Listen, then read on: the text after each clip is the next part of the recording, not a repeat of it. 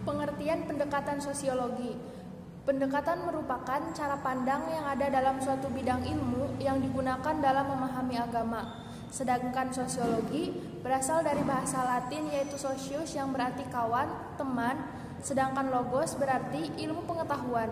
Jadi dapat diartikan bahwa sosiologi merupakan suatu ilmu yang mempelajari tentang masyarakat di mana meliputi gejala-gejala sosial, struktur sosial, perubahan sosial, dan hubungan antara manusia sebagai makhluk individu dan makhluk sosial.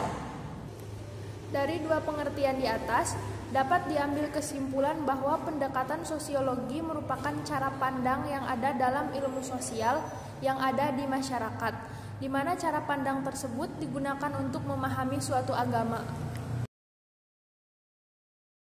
Jenis pendekatan sosiologis yang pertama yaitu pendekatan struktural fungsional, yang kedua pendekatan konflik, yang ketiga pendekatan interaksionisme simbolis.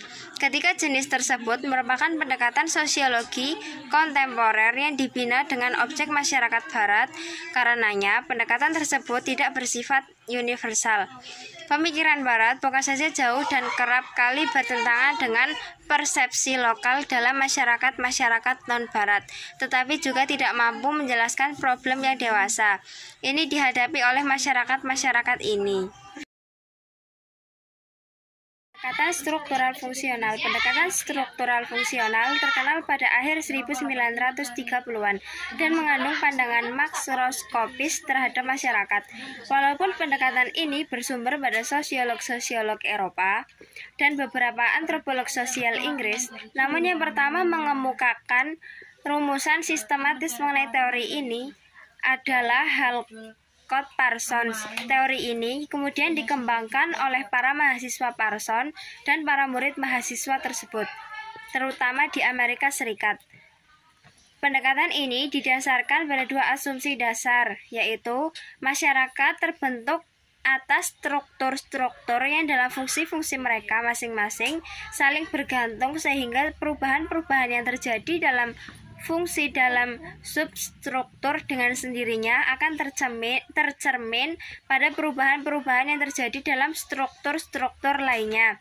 Karena itu, tugas analisis sosiologis adalah menyelidiki mengapa yang satu mempengaruhi yang lain dan sampai sejauh mana.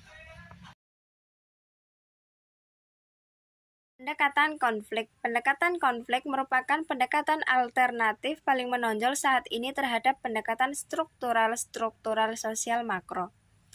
Karl adalah tokoh yang sangat terkenal sebagai pencetus gerakan sosialis internasional. Meskipun sebagian besar tulisannya ia tajukan untuk mengembangkan sayap gerakan ini, tetapi banyak asumsi yang dalam pengertian modern diakui sebagai bersifat sosiologis. Marx mengajukan teori sosialisme, yakni suatu solusi final agar seluruh sumber daya dapat dimiliki oleh semua orang, dan revolusi lanjutan tidak lagi diperlukan karena idealnya tidak ada lagi kelaparan dan konflik. Pendekatan selanjutnya yaitu pendekatan interaksionisme simbolis. Pendekatan interaksionisme simbolis merupakan sebuah perspektif mikro dalam sosiologi yang barangkali sangat spekulatif pada tahapan analisisnya.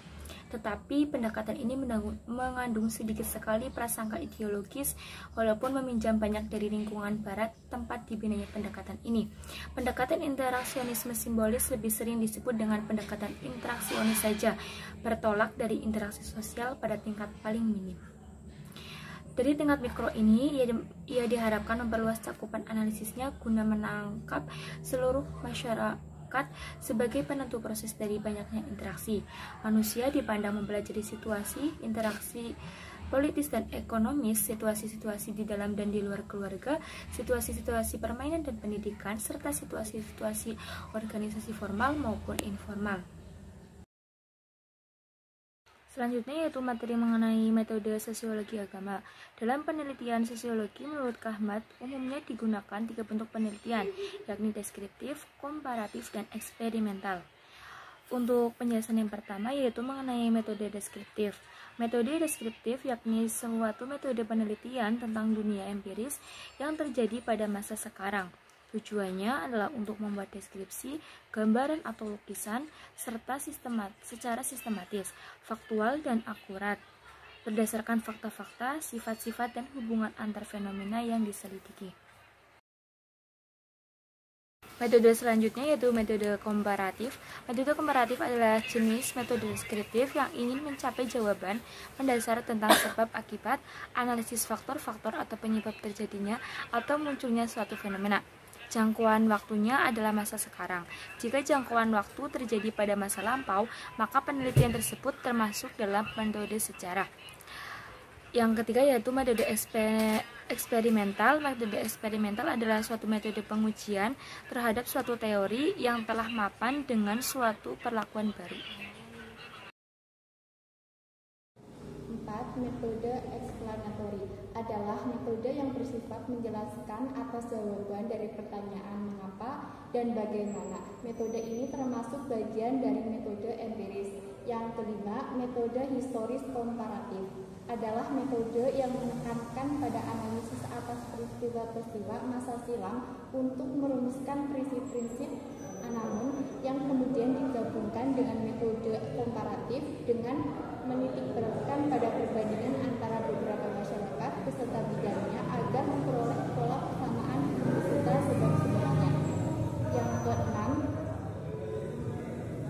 metode fungsionalisme adalah metode yang bertujuan untuk meneliti fungsi lembaga kemasyarakatan dan struktur sosial dalam masyarakat. Metode ini berperindian pokok bahwasanya unsur-unsur yang membentuk masyarakat memiliki hubungan timbal balik yang saling mempengaruhi. Yang ketujuh, metode studi kasus adalah suatu penyelidikan mendalam dari individu, kelompok, atau institusi untuk menentukan variabel dan hubungannya, diantaranya variabel yang mempengaruhi status atau perilaku yang saat itu menjadi pokok kajian. Yang kedelapan, metode survei. Metode survei adalah metode yang berusaha untuk memperoleh data dari anggota populasi yang relatif besar untuk menentukan keadaan, karakteristik pendapatan populasi sekarang yang berkenaan dengan satu variabel atau lebih.